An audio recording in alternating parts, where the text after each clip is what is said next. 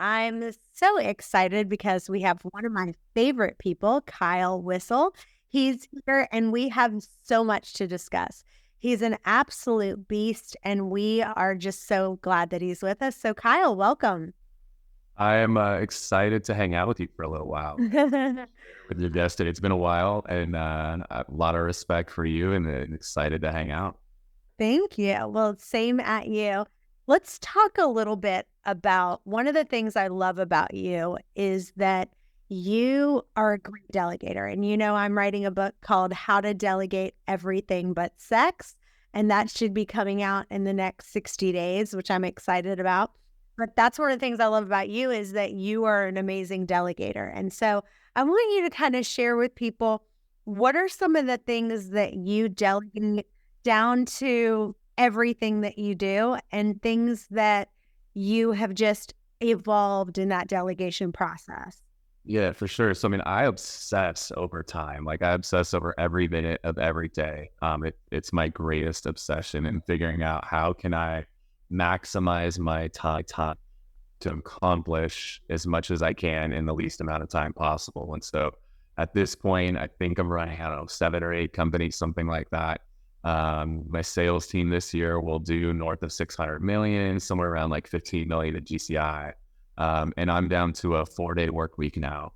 And I'm home by 6 o'clock every day on those 4 days. And then I'm off Friday, Saturday, Sunday. So for me, it's a matter of like, how do I get as much as humanly possible done in that like 9 to 5 window, Monday to Thursday. So I obsess over that. So there's a lot of stuff that's delegated and there's a lot of stuff that's like efficiency related too. So a really good example is driving a fuel powered vehicle, I think is stupid.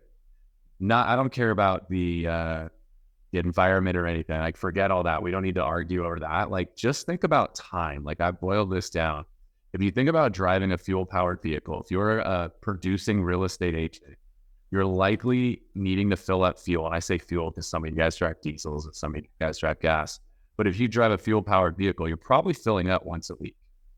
And if you think about how much time it takes you every time you need to fill that vehicle up, it's about 15 minutes. And some of you guys will argue like, well, it doesn't really take that long. It only takes like 5 minutes. Maybe for you. For me, it takes 15, because you know what happens every time I pull up to a frigging gas station?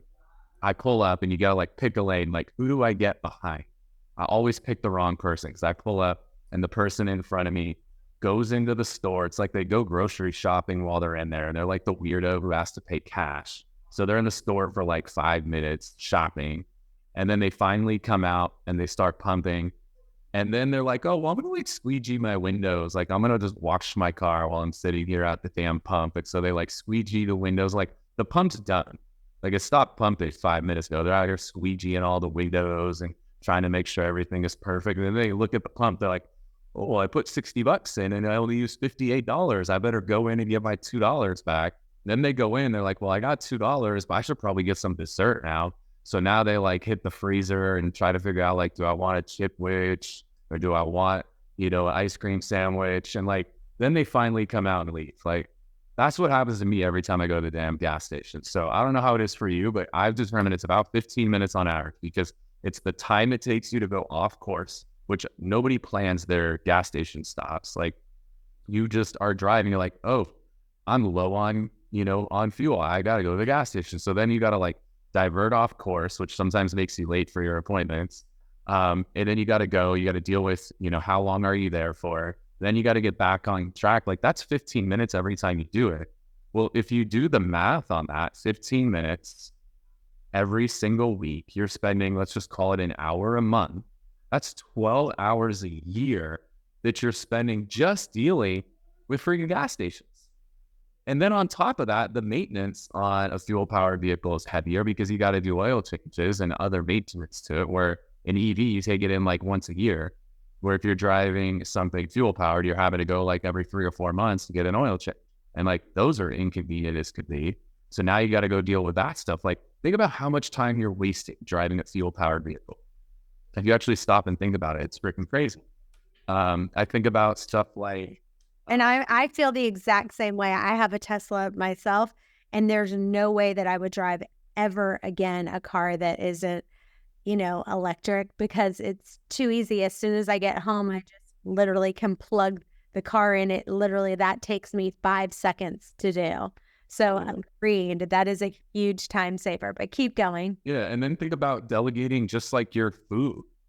So there's, all kinds of things. Like, one, I don't know why anybody goes to a grocery store. Like, that's a terrible experience. Like, you can just have an order that gets delivered consistently every week, the same day, the same stuff, and it gets delivered to your door. Like, you don't have to get in the car, go drive somewhere, wander around the aisles and all this stuff. Like, somebody will do that for you for very little money with services like Instacart. Think about your lunches when you're at the office. Like, I personally don't ever go to lunch. Like, I believe in that, like, never eat alone thing. So I'll never go to lunch unless I'm going to lunch with somebody. Like, there's got to be intent behind the lunch. Like, I'm not just going to go to lunch and sit down by myself and like have a salad. Like, that's stupid. That's a waste of time. So I use meal delivery stuff. Like, I'm using Uber Eats and DoorDash regular. If I'm hungry, I would rather just hit a button on my phone and have food delivered to my desk as opposed to going out and getting it. Like, the amount of time it takes to stop your work, go get in your car, go drive to the drive-thru, order your food, drive back, and then come sit down at your desk. Like, that's 30 minutes easy. Like, that's such a valuable time when you could have just hit a button. And some people are like, yeah, but they charged me like $5 delivery fee and then I got a tip. Okay. So you're at what, $10 to get your food delivered, but you just spent 30 minutes driving to go get your food. Well, if you want to make $100,000 a year, your time's worth at least $50 an hour. That's at $100,000 a year. Hopefully, right? 100,000 is not enough anymore. 250 is like the new mark. So if you want to make 250, your time is worth over $100 an hour. But you didn't want to spend $10 to save 30 minutes. Like, that's insane. So I think about a lot of stuff like that. I think about things like whenever we do open houses, we like to flyer the entire neighborhood. And I've had agents who are like, oh, well, I'll go do it. I'm like, I got this lady, I pay her 30 cents and she does each one. So I hit 500 doors the other day for $150.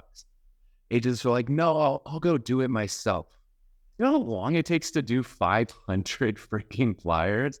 Like, that's insane to go do something like that. That's like 5 hours of work, easy.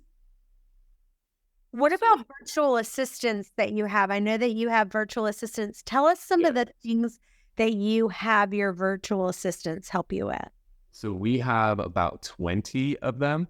So we have more, so this is like a subtle little word change that's been really impactful, is changing the word from virtual assistant to our international team. So they are, by definition, they are international, they are part of our team. When you introduce people as part of your international team, as opposed to a virtual assistant, completely changes their level of significance. When we used to call them virtual assistants, we had people on our team who thought they were freaking robots. They didn't think they were real people. It's like, you guys are so stupid. Like, they're probably. I don't even think you need to call them your international team. Like, for us, we call them our admin team. Like, if they're admin, then they're admin. Like, and anyone, here's the thing, because we are virtual and because we're in 20 states, everyone is doing everything on Zoom. So to me, I don't even think calling someone an international team or a virtual team is necessary, because they're just part of the team. Like, they shouldn't have like some special name. It's just, this is our admin team, or this is our video team, or this is our whatever team, and getting it to the place where you go, we're all working on Zoom. We're all doing that. We don't need a special name for them. They're just as important as the team that's right next to me, in my opinion, you know? You just got to remove the term virtual assistant. Like, it's a bad word, in my opinion. And what happens is a lot of times we associate it with, like, when we call in to get customer support somewhere and we end up with somebody in some other country that, and we just don't vibe with that person. Like, that's what a lot of people think of with virtual assistant. It's just a negative connotation. But there's people, we have people with PhDs on our virtual assistant team. Like, they're so much smarter than most of our agents. They're more educated than most of our agents. So you really have to get rid of the word virtual assistant. I honestly think it's become a bad word in our industry. So whether you just consider them or just another member of the team, call it anything but virtual assistant. Like, I'm huge on that. So we have 20 of them. So for us, every person that we have stateside has somebody internationally supporting them.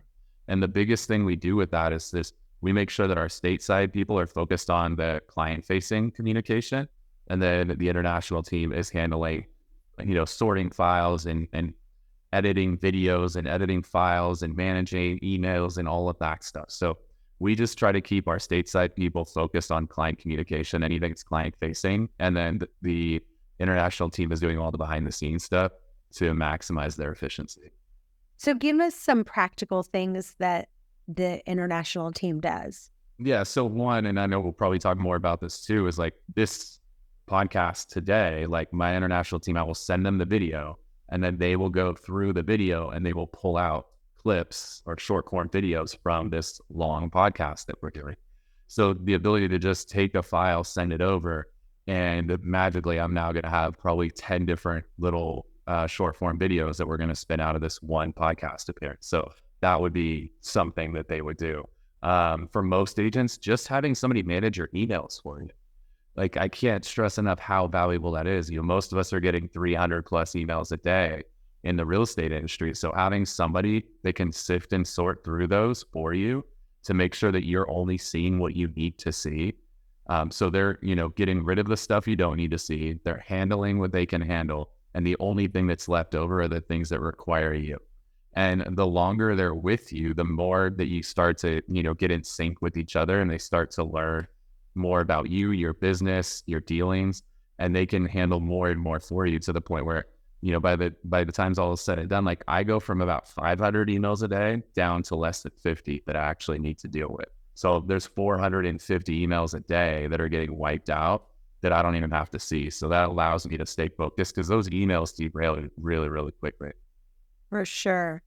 Let's talk about the perfect 10 day. You've created something that you've called the perfect 10 day. If an agent wants to have a perfect 10 day, what do they need to do?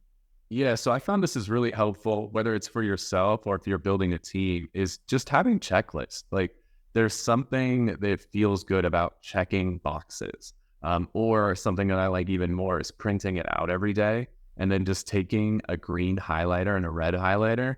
And as you complete tasks, you highlight them in green to like kind of cross them off. And then at the end of the day, whatever you didn't complete, you're putting it red. And then psychologically, the more of green you see on the paper, the more green you're going to have in your bank account because you're doing the activities that you need to do to generate the income you want to generate. Conversely, the more red there is on the paper, the less money you're going to have in the bank account because you're not doing the activities. So I'll do a quick screen share with you. We are really, really big fans of using Trainual. So we take everything that we do in our business and it all goes into Trainual. So anytime we do a training on something, we create an article inside of Trainual. And so our agents can always go in here and find anything that we've ever discussed before. We also record all of our huddles that we do in the morning, all of our office meetings, everything gets recorded. And then the virtual or the international team takes those videos, chops them up, loads them in here. They create all these articles so that our agents kind of have this depository of everything we've ever done in the company, and they can easily find things. So for us, a perfect 10 day is getting on the huddle every morning. And that's from 8:15 to 8:30, and then getting on the role play from 8:30 to 9. Like every day starts with that. Then we want them to clear out their follow-up boss inbox. So making sure that if they have any, calls or text or anything that they haven't responded to, we want to make sure that they're getting responses out. We don't want people waiting. Something we found that's really important for lead conversion is not just speed to lead, which is like the traditional term that we've always talked about with lead conversion, but speed to response is really important as well. So you don't want to let things go for a long period of time without getting a response to people. So clearing through the follow-up boss inbox, 60 minutes on prospecting for new business. So this is, doing things like calling expireds or for sale by owners or for rent by owners or circle prospecting or door knocking or, things along those lines. So we want to spend 60 minutes a day on prospecting for new business. And additionally, we're big on using what we call war dialing. So war dialing is where we do call new leads. We're calling them 3 times. So we call, if they don't answer, hang up, call, if they don't answer, hang up. And then on the third one, we'll call and we'll leave a voicemail and send a text message. And a lot of people's like limiting belief immediately goes to like, oh, well, people are going to get upset if I call them 3 times. Like they're going to be mad at me. Like, no, they're not. That's just a story you're telling yourself in your head. And if they do get mad at you, say, hey, so sorry, I was having issues with my Bluetooth. I apologize if I called you more than once. And just move on with your life. So 60 minutes on that. We're big on sending out videos to every new lead that comes in. We like to humanize ourselves. We find that sending videos out is massively important. We go through task inside of Follow-Up Boss. So we only use tasks. Some people overdo it with tasks. They literally make a task for like every single follow-up. I think that's stupid. We only make tasks for key actions. So if somebody's like, hey, I'm going to Hawaii for 2 weeks, I get back on the 15th, like then I'm setting a task to follow up on the 15th or 16th, whatever it might be. That's the only time we're using tasks. Outside of that, the way we use our segments in the CRM, and make sure that we call all of our hots every week, all of our warms every 2 weeks, all of our colds every month. Like the system does that for us, so we don't overdo it with tasks. Then we also want to spend 60 minutes a day reaching out to existing leads. So this is more of like the lead follow-up side of things. We make sure that every lead that we deal with, we follow something we call the Fab Five. You guys might be noticing a trend here is like we name everything in our business. It's amazing what happens when you give things names. So instead of like, hey, follow that like daily checklist thing that we do, as opposed to like follow the perfect 10, follow the Fab Five. Like when you start to name things in your business, they gain significance, and it's also easier for people to remember them. So we're very clear on like every time you do talk to a lead, here's the 5 things you need to do when you talk to that lead. We want to make sure people take a break at some point during their day so they don't burn out. You can't go for 8-9 straight hours. And then before they leave for the day, clearing out their Follow-Up Boss inbox, and then clearing out segments 1 through 3 at the end of the day. So these are kind of like before you leave at the end of the day, those are the last 2 things, so that you don't leave any loose ends when the day's over. So that's our perfect 10. I love that. And we do that too. We have something called the 5 Alive we named, but yeah, you're right. When you name things, it really does make a difference. It's funny what we used to tell people to do the double dial, right? Like if someone doesn't answer, you just call again. And now everyone's moved to the new thing is instead of the double dial, we call it the triple dial, or I can't remember the name you just said, but we changed from now the double dial to the triple dial. And the thing is, it was so funny because someone was calling my husband, and he was trying to do the phone on with the navigation on one and something else. We were out of town, and so, some called him 3 times, and he was like, "I needed to get a hold of you," and it works. Like when you call someone 3 times, they're literally like, "Oh my gosh, like I got to take this call." So I love what you said about that. Let's talk about, when you talked about the team, you had mentioned to me in the past that a lot of people shouldn't be building a team, and how you've actually grown production by getting rid of people. Talk about that. Yeah, so running a team's not for everybody. I have 115 agents total on my team now. Like that's not for everybody. There's a lot of things people don't think about when they run a team, like maybe that your expenses become astronomical. For perspective, my monthly expense is about $300,000 to run my team. Like it gets very, very expensive. So it's important for people to understand you're going to take a step back in profitability when you want to run a team, and you have to be okay with that. You got to be willing to take a step back, to take 2 steps forward. Here I am now, and life is great, right? Work 4 days a week, net over $1 million. Like life is great, but it's hard getting to that point. So one of the biggest mistakes I see people make is trying to run a team when that's just not in their DNA. Like if you hate people, like, and you hate managing people and you hate stupid people, like you shouldn't run a team. Like it's not going to be for you. It's going to be hard. And check this, I've learned this life lesson. This is a valuable life lesson for all of you. Like just assume everybody's stupid. Like the sooner you would just lower your bar and assume everybody's stupid, life gets way easier, because then it's hard for people to disappoint you. If you put your bar up really high and you're like looking for nothing but rock stars and unicorns, like life's really hard, because then people are letting you down constantly. Like I just accept stupidity. Not that everybody's actually stupid, but I just That's my analogy is I just assume everybody's stupid. And that way, anything they do above stupidity is great. And, now they're exceeding my expectations and I get way less frustrated with people. So like, that's not okay. A lot of people can't do that. They can't accept mediocrity, stupidity, right? Like I can't. So if you can't accept that, like you're going to have a hard time running a team, especially, if you're somebody who's selling 10, 5, 10, 15 homes a month. Like you got to understand that's not what everybody else wants. There's a lot of people who are really happy selling a couple homes a month, right? Like they're crushing it. They're the wealthiest person in their entire family. They make more money than they ever dreamt of. So you got to understand not everybody's like you. And that's hard. A lot of people can't get that. Another mistake I see a lot of people make is not running separate P&Ls for their production and for their team. So a lot of people get out of production way too soon and they end up losing their face off. And the reason that they lose their face off is they weren't understanding that you actually need to be running two separate P&Ls. You have to run a P&L for the business and a P&L for your production. These are two separate companies because at the end of the day, when you stop producing, all you're left with is the team. And if the team can't stand on its own, it's going to fall on its face. So if you are running a team, you need to have yourself on a split, the same split that your agents are on, because at some point when you replace you with an agent,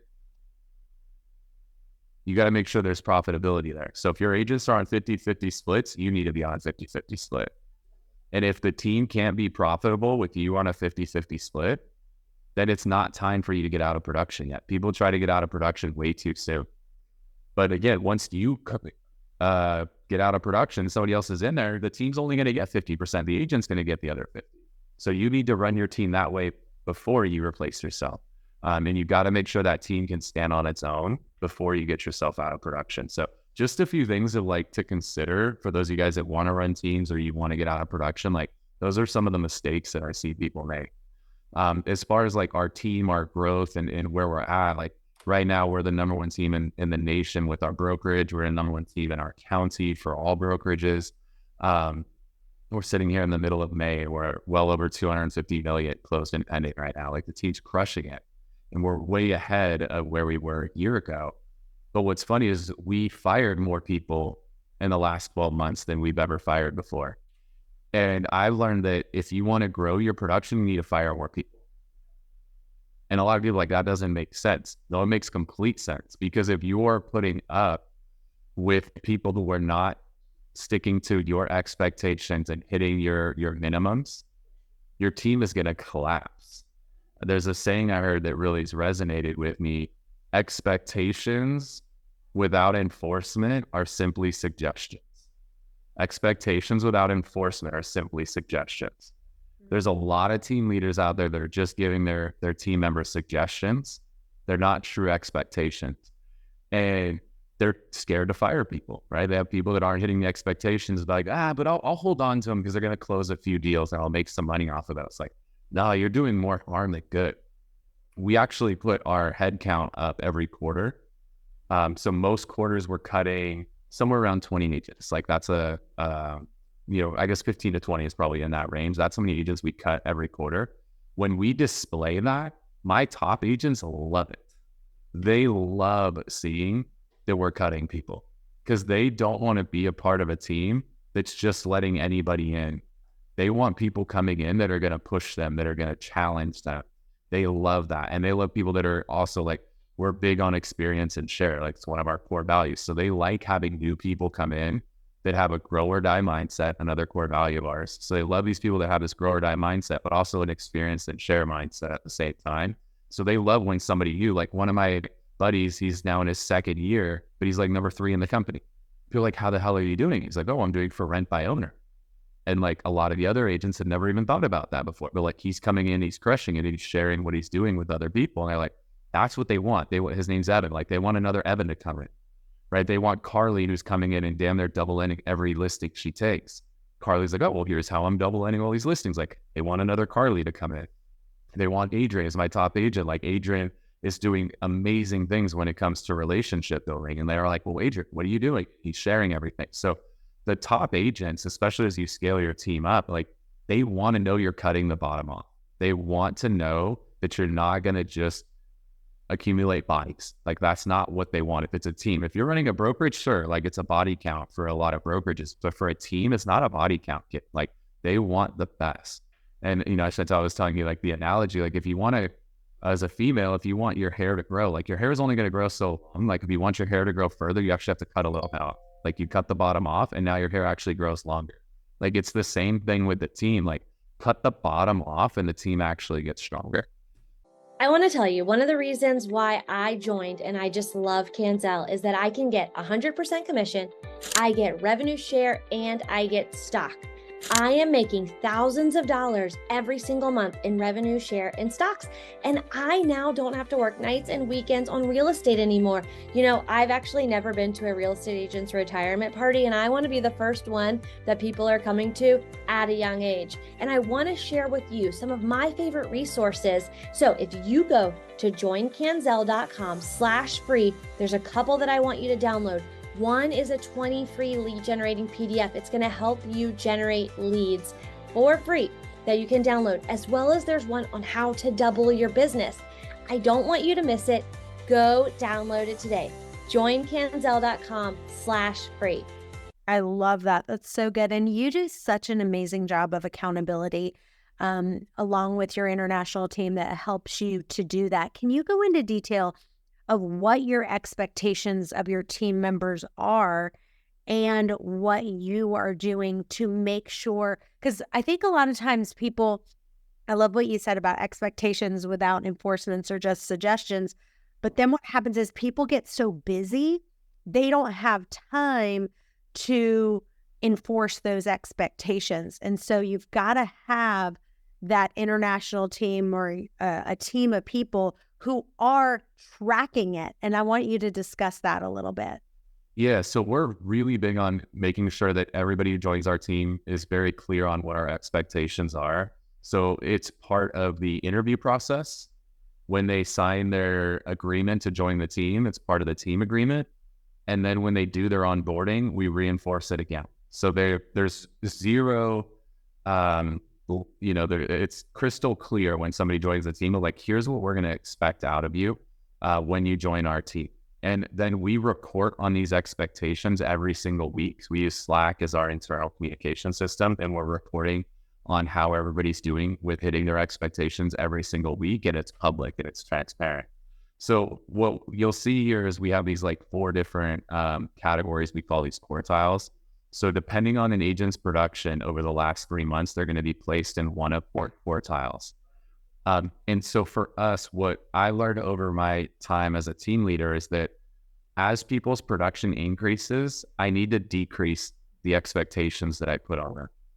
Because if I got somebody who's out there selling, 3, 4, 5 homes a month, which in my market is like $3 million a month, like I don't need to be on their ass as much as I need to be with the brand new agent who hasn't sold a home yet. So in our team, you'll notice the expectations. We have things like segment standards. We talked a little bit about that earlier, like which leads to call and win. Like they need to make sure they're on top of their segments.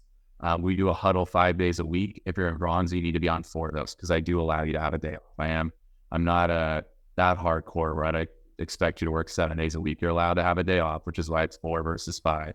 Same thing with phone role play. That happens 5 days a week. You got to be on 4 of those. We role play our presentations in the office. So that's like listing presentation, buyer consultation, open house, all that. Like we role play that stuff every week. So you got to be on at least 3. Obviously there's 4, sometimes 5 opportunities. So they can miss one of those. They need to do at least 3 open houses a month, and they need to come to our Tuesday meeting at least 3 times a month. So like that's in bronze, where then as you work your way up the quartiles and you get to platinum, like just show up once a week, basically is my thing. Like just pop on 1 huddle a week, whichever one you want, role play once a week, just do the basics and we're good to go. I'm not going to hammer you if you're out there selling $3-4 million a month. I'm going to lighten the load a little bit on you. So we're big on these expectations. They can only miss once a month. If they miss more than once a month, we'll put them on probation. And if they do that again the following month, they'll get cut from the team. And then the beauty is a lot of people are like, oh, that's got to be so hard to cut people. No, it's not, because we lay these expectations out again in the hiring process when they sign their agreement and when they went through onboarding, and then every single week. Like there's no mystery. And then when they do miss more than one in a month, there's a conversation. They're being sat down and they're actually signing agreements saying, I understand the expectations. I'm going to get back on track. So when they miss them, a lot of times they just leave. We don't even have to cut them.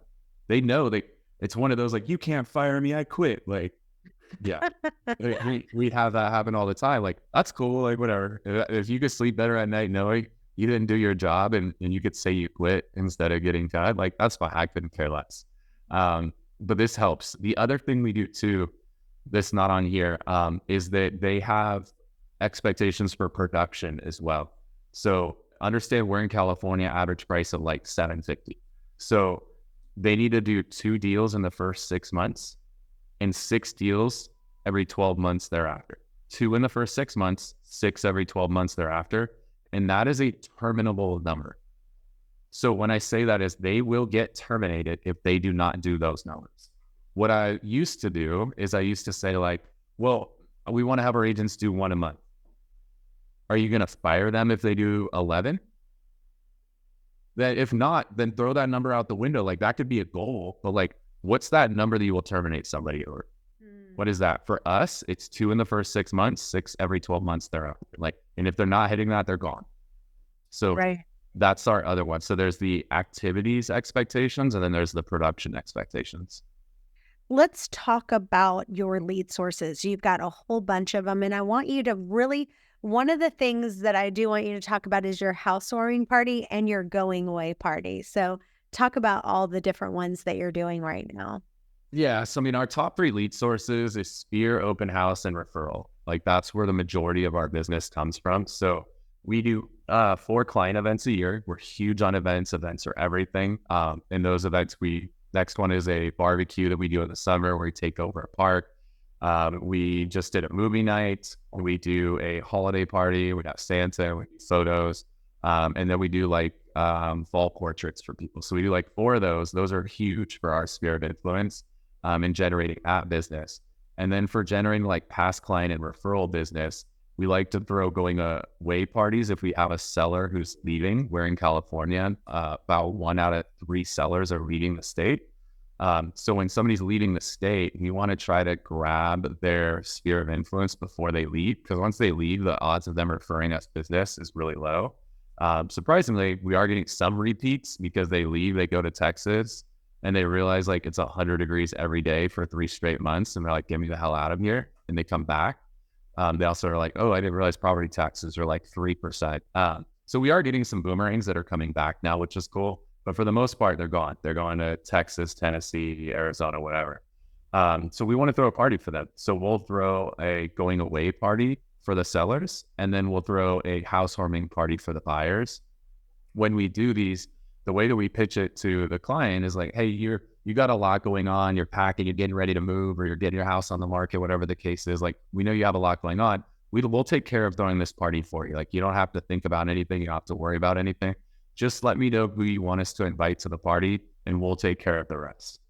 And then we get them to send us over their list of people. So we'll give them a Google sheet, and they can just fill the sheet out if you have people that are actually organized. But I'm like, if they don't want to fill the sheet out, I'm not going to like, nope, you have to put them in the sheet or I'm not inviting them. I'm like, dude, just send me screenshots from your phone. Send me V cards, like send me social media links. I don't care. Just send me anything, whatever works for you works for me. I'll take it. Can you share that list that you have for the housewarming that you can kind of just run through quickly? Yeah, so I'll pop in here. So we schedule the party. If it's a seller going away party, we're trying to do it either before we hit the market or as soon as we go under contract. If it's a buyer, we're doing a housewarming party 1 to 2 months out. We want to set the date before the escrow closes. If you wait till escrow closes and then you try to schedule the housewarming party, like it's probably not going to happen. So we're big on scheduling it before it closes. And then that way there's like a deadline.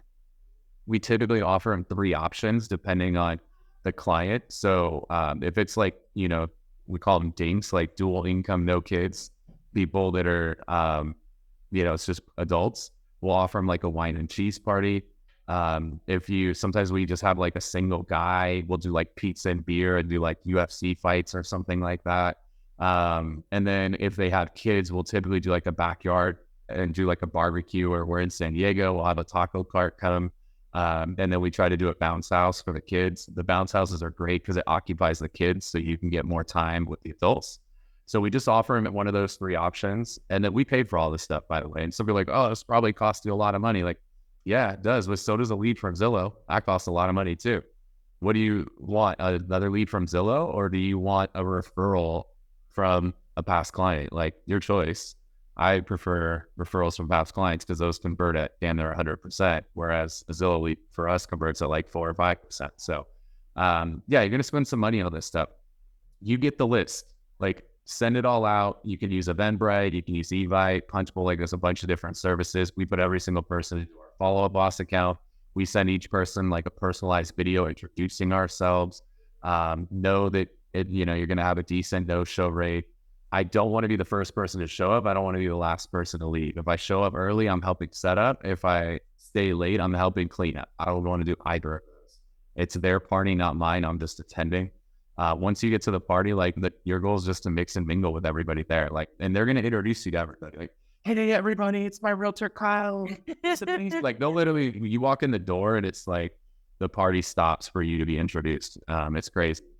And so then after the party, I'm big on sending video follow-up, especially if I can remember any little details about the person. I'll make sure to mention that in there. Other stuff, like, you could hire a party planner. Like, if you're real busy, you don't have a lot of time, right? We talk about delegating. Like, you can hire party planners. And if you're doing these regularly, the cost will get cheaper and cheaper. You could hire, having live music there. Like, if I sell a $10 million house, like, I will absolutely hire someone to come play guitar at the freaking bar, like, for $300. Like, I'll do that all day long. If it was a buyer, have the lender help pay for this thing. Like, they can pay for half the cost legitimately. Illegitimately, that's up to you what you decide to do, but get the vendors that were involved to like help on this party. And then you could hire a cleaning crew potentially too. So, if you have somebody who's a little stressed out about it, again, depending on price point and everything, like, hiring a cleaning crew could be really beneficial too. So just a few, this is kind of a checklist. And if there's any of the stuff you guys want, you can always DM me at Kyle Whissel and I'll send you anything. This has been amazing. We are way over on time, but I just love talking to you so much. Thank you for listening. If you enjoyed this episode, please subscribe, leave a rating and a review so we can get this out to more agents. And tune in next week for another power-packed episode. This is the Millionaire Real Estate Podcast.